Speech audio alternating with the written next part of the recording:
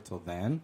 Like, I know there's, like, 13 Sins or 13 Reasons or something. Yeah, that's actually pretty good. That's supposed to be really good. I want to watch that. I still haven't watched Iron Fist. There's so many shows that I want to watch, but it's a commitment. I don't know about and Iron I Fist, haven't. And since I've never seen them, I don't know. It's like a book. Like, I like to read, but I need to know I'm going to enjoy that book before I read it. That's why, I knew when the next Harry Potter novel came out, I knew I was going to love it. But when a brand new book, it's like, oh, that's going to take me weeks. Because I read slow. It's going to take me weeks to finish that book, and I don't even know if I'm going to like it. I've been so burned on books in that same way where... Yeah. Because I started downloading them on my iPad, because I'd read them before I went to bed, and I download them on the iPad. Is that why your iPads never charge? Yeah, actually, yeah.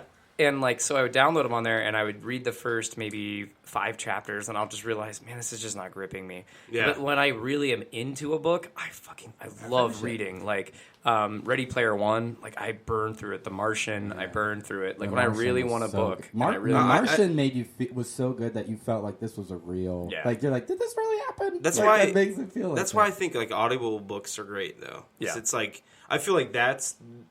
Reading is hard because you're developing the characters yourself, and then when you're listening, audibly, he's developing the characters for you and voices for you. Do you do audiobooks in the car? Because I zone out in the car when I try. No, not technically in the car, but maybe I'm at work and working, and I'm just I need to get in a zone, I need to get into a design zone and design something out, then I throw that on or throw some other more deep focused music on, so it's not actual Yeah, I've tried audiobooks in the car. I just don't. I would not. I don't like them in the car because it makes me attention. I don't pay attention, and I like to zone out when I drive, anyways. I just signed up for Audible, and I downloaded an awesome audiobook. What do you get? Free books? You do well. No, it's with your Amazon Prime membership. You can download Audible for free. But shout out to Audible. Yeah, and then sponsorship, maybe maybe not quite yet. But I downloaded a book by John. I'm going to butcher his name. It's John Scalzi or Scalzi. He wrote that one book, Red Shirts, that I told you about, Wyatt, a long time ago. Remember that? That's about a Star Trek kind of knockoff. Anyways, this book's called Lock-In, and it is fantastic so far. I've really been enjoying it. And the way I listen to it, we just got a hot tub, and at night I'll go out in the hot tub and I'll put it on a Bluetooth speaker and listen to an audiobook and kind of just relax, Get a little bit of bourbon and just kind of hang out and listen to it. I don't think I could do it in the car though. For some reason, I don't know. I'm the same way, yeah. When I try to listen in the car, it's impossible. I tune out, I zone out a lot when I'm driving, which I know sounds terrible. But it's not like a zone out where you're not paying attention to other cars. I like to just throw some music on and just drive down the road and not really listen to the book that I'm reading right now, and I'm struggling with it. My brother recommended, and I can't remember the name, but it's about the apocalypse coming, and this demon and this angel. They're friends, and the devil said, hey, I'm going to birth the Antichrist now. Make sure you get the Antichrist and protect him until he's an adult. Well, the demon and the angel don't want the end of the world to happen, so they mix up the babies at the hospital. And so the Antichrist goes and lives with a normal Catholic family. Okay. And it's a comedy, but also kind of this beyond spiritual thing, but it's still funny about this Antichrist. And so now all of hell can't find the Antichrist. They don't know where he is. And they secretly switched at birth. And it's kind of funny.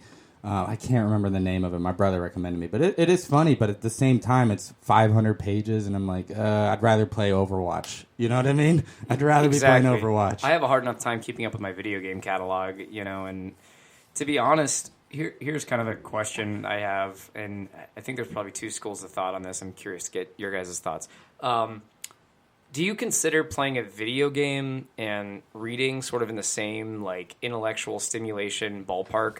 When I play a video game, depending on the game, a game like Zelda feels like you're reading a good book. A game like Zelda makes you think and makes you say, here's a problem that you need to solve and get through, and it demands your attention in the same way that a good book demands your attention. And I think single player experiences like that in video games feel like a good book to me. And I think parents, growing up would always be like, oh, put away the video games and go read something. Book, go outside, but it's I feel like I'm doing that when I'm playing a video game. I think now it's gotten to that point where you can actually develop a story, and go more in depth with obviously the graphics and everything and things that just grip you a lot more than back in the day. But I feel like back in the day it's still when playing as Link and Zelda, back in the day it was more side-scrolling, obviously, and more comic booky in a way, going through that experience. But now it's more you are Link, you know, you are going through that, or you are this character, and you're going through the story as that character, not just reading a book per se. You Well, know, like think like about Super Mario in a Well, way. think about years or decades ago, maybe not even that long ago. It was the same with movies. So you had all these, and I hate to say this, but people that read books and like joke with people like, you don't read books. Oh yeah, I'd watch a movie, and now it's movies more of an art form. Even TV is more of a strong art form. That is, and so that person that doesn't read but watches a lot of movies and watches a lot of classical movies or watches a lot of movies that have win awards and stuff, those are very, very strong stories. The quality of movies increase, and I think the same goes for the video game. These stories are very, like, I love the Halo story. And so for somebody who's a book snob and it's like, no, I read books and you're stupid for not reading and I'm super, Intelligent. yeah, and, You're dumb. and Read a talking book. down to me, I'm like, well, hey, my story for Halo is just as good as any book you've probably read, because it captivates me. I get to actually live it, but it's still the story I'm playing. And I think that it's coming around a lot more because when you're playing Ninja Turtles, the arcade, it's just save April. That's all it is. But now it's the end of the world, the apocalypse, and there's this Covenant who is a religious fanatic that you have to defeat and that kind of stuff. So it's coming full circle now. Do you think?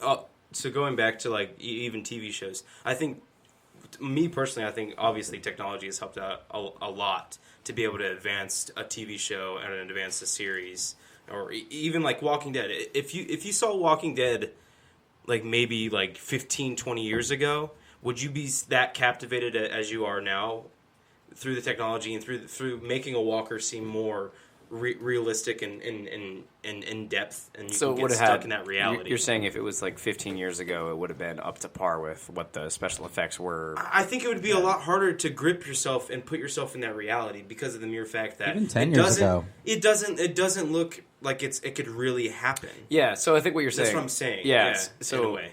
I feel like, and I agree with you. It seems like special effects and production values have caught up with our imaginations. And storytelling abilities, yeah. And so I think what it comes down to for me, in this whole debate, and why you said this really nicely too, I think is like, it doesn't really matter how I get my story. All that matters is the story, and it could come to me in 100 different ways. And I think Halo is a great example of that, because I think Halo is like, I could play through the game, and that's great. And if I want to read some extended fiction on the game, there's books out there about Halo and stuff. So it's like these IPs and these stories that can sort of transcend media and not be one thing, and say, hey, if you want to experience this story in a video game, you can do it here. If you want to experience this story in a movie, you can do it here. On a TV show, an animated the other series. thing to think about is like, so Star Wars, after I was just about to say that. It's like it did really reverse of that. Yeah, it just so before The Force was Unleashed was released, so we had the prequels come out and there was no Star Wars anymore. It was gone. It was done. But there's plenty of video games coming out, and so now you're like, hey, I can't experience Star Wars unless I choose to read a book or I rewatch the movies I've already seen. Well, hey, I'm still in the Star Wars universe because I'm playing Knights of the Old Republic 1 and 2. I'm playing Battlefield. I get to continue that experience while you're just sitting there waiting until hopefully, Rogue One comes out. Luckily it is. But same with Star Trek. Like, thank God well, there's no Star Trek games. That's what I was going to say. That's what I was going to Star Trek go games from are that gone, to yeah. Star Trek. Because it's like Star Trek has pushed the envelope on its movie capabilities and story, but it hasn't released anything else to keep like our age or even younger attracted to Star Trek. Yeah. More like, so Star Wars, like Battlefront 2 is about to come out. They just released the trailer for that, and we'll probably talk about that in a little bit. Looks awesome. It does look awesome, and going through it on Snapchat, it looks even better. You get more details through Snapchat. Sponsor, please. But Snapchat sponsor us. No, but I'm saying that it'd be great if Star Trek put the amount of attention that it deserves on its story and made a really kick-ass video game. It would probably bring a lot of young people to the forefront for Star Trek. I want to say there was a video game that came out like 5 bad. years ago, and it was real bad. You played as like horrific. Kirk and Spock, Yeah. and it was like a over-the-shoulder third-person shooter. Yeah, it was bad. And it just wasn't that good. That's what I'm saying. But like, so like Battlefront, the very first one, was all right. They didn't have a single player to like go through that. They just had multiplayer, which is okay, but it's not like. So I feel like there's this huge contention right now with movies. They're like, okay, we're gonna give you a game that the type of game that you wanted maybe like 10 years ago. And now it's like, no, I want to have a story. Yeah. I want to have, I want to be Darth Vader and have a story of Darth Vader of what he has to do to conquer the galaxy or whatever. Star Trek Online, though, was a lot of fun, and it's still going, and it takes place before the first Star Trek reboot. So if you remember, Spock goes back in time and kind of reboots the timeline. Well, Star Trek Online does that, where Romulan is destroyed, like it was in the movie, and Spock goes back in time, but the Star Trek Online continues the original timeline, and it gets really, really cool. I played it for a long time. It's really hard to get back into, but that was the only Star Trek game other than the 90s with Windows 3.1, and you played on the bridge, and it was just a mystery game, kind of like Myst. That was all it was ever was. Point and click Point adventure. and click mystery adventures, yeah. You know, kind of a weird transition, but I think an IP that does that really well, and I have the most respect for, and I think we've even talked about it a couple times on the show, but I'm a huge fan of the Batman Arkham games, just because I think they do such a good job. Yeah, can you grab me one too? Yeah, I grabbed yours. Cool. The Batman Arkham games do such a good job of saying, okay, they came out around the same time that like the Nolan movies were coming out, but it didn't try to like ride the coattails of the Nolan movies. It was his own separate thing. His own thing, because Batman can be its own thing. And I feel like Star Trek could be the same way. Like, give us a really cool, interesting Star Trek story video game that's unrelated to the films or unrelated to any TV show. Yeah. You know, or maybe like, you know how they do, I just think studios are so disconnected besides... they're so disenfranchised by video games, and they're not going to like put the time and effort they need to into building that out. And if they do, they'll see a reward from it. Just like, even though this is just a trailer for Battlefront 2, but the way it looks, and they're talking about how it's a single player mode and everything, an actual story to walk through. That's something that's going to grip me and be like, I want to play the story mode. I want to experience that story. Like reading a book in a way. Wouldn't it be so cool? And why follow me on this? And What game as are a we Star talking about right now? Kind of just all around, but like the Star Trek universe in specific. Just because you're such a Star Trek nerd, wouldn't it be so cool if they came out with a video game series that was its own story, just like Deep Space Nine is its own Star Trek story, and Voyager is its own Star Trek story, and all these different things. So it's great. Arkham, like another Arkham captain. Yeah, you know a new I mean? captain, and it takes place of instead of doing Mass Effect. Do a Star Mass Trek. Effect type. Oh, I'd love that. That'd be great. You create your own captain, even it's an RPG. Yeah, and you stuff. can get you can get different ships. That you would can be get, that would be awesome. Yeah, I mean that would be so cool, but it's just like it's such a sketchy audience. You know what I mean? It's with Star Trek. Yeah, it's like you release a really like how much effort and time do you want to put into a game, and you don't even know if the audience is there. That's like basically that's that's what I was getting to is like, so are they really going to invest in a game? Or they're not? So No. it's like Star Wars. They are because it's Star Wars. It's Star Wars, and Yeah. so it crosses generations. It doesn't matter who you are. In the great debate, in the great fight of Star Trek versus Star Wars, I have There's a few, no I have a debate, few though. thoughts on the matter. I don't think there's a debate.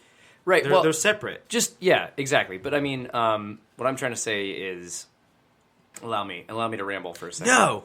So I think Star Trek fans can be a little snooty. I think Star Trek fans can be a little snootier than Star Wars fans. No, not like shots fired. This is what I mean by it. I think Star Trek fans, you guys are very like close to your vest. You guys have like really claimed that series as your own, and you guys are it front to back. Like you guys know Star Trek front to back. Like big Star Trek fans get the series, and they're not as like welcoming to new fans, and that's not true. I know what you mean. I know what you mean. Like if someone was born now and became a Star Wars fan, I'd be like, like great, they're welcoming. Oh, great, They're watch the welcoming, game. yeah. While if I was born and started watching the new Chris Pine movies, I'd be like. So a lot of Star Trek fans were like, "Really, you think those are good? You don't even know what you're missing. This is so much better. You didn't even take the time. That would never happen because if you watch the originals, I get what you're saying. Like Star Trek fans are like, yeah, exactly. I think, and Star Trek fans are generally okay with the Chris Pine movies, right? Like in a way, I think we're just happy they're back. Yeah, just that they're. I mean, we don't hate them, we don't love them. We're just happy they're there, and I think that the cast has done an amazing job. I can't wait for the Star Trek Discovery that they keep pushing back and pushing back, pushing back. But I think generally most like my brother loves them. I think they're okay. I don't like die hard for them, but I think, it's either like- that or nothing. That's all my choices. It's either Right. the new movies or nothing. So I think, yeah, to me, Star Wars fans are just a little bit more accepting in that sense, I guess. You know, Do you think it's just a generational